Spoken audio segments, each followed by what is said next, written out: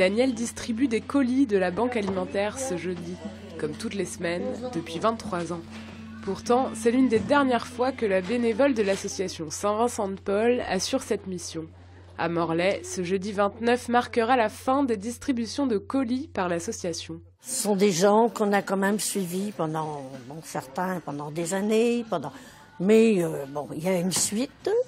La Croix-Rouge va reprendre. Dans quelles conditions, on ne sait pas.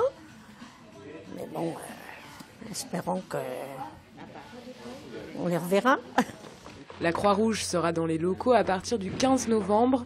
Pourtant, les colis de la banque alimentaire ne seront distribués à nouveau dans ces murs qu'à partir de janvier 2016.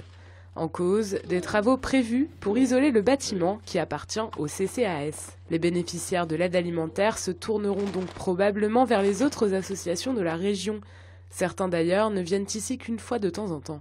Je vais venir jusqu'à la fin du mois seulement. Donc après ici normalement ça ferme et si vraiment j'ai besoin de me retourner vers une autre association, c'est vrai que c'est vraiment utile de pouvoir avoir des produits de base quand on n'a pas les moyens de se les acheter. L'association Saint-Vincent-de-Paul jette l'éponge car les contraintes administratives sont trop lourdes pour les bénévoles. L'objectif désormais, se recentrer sur les missions premières de l'association. Notre mission première, c'est justement de rompre l'isolement. Or, l'isolement, on le rompait en ayant une discussion avec ces personnes lorsqu'elles venaient. Aujourd'hui, avec le nombre, on n'arrive plus.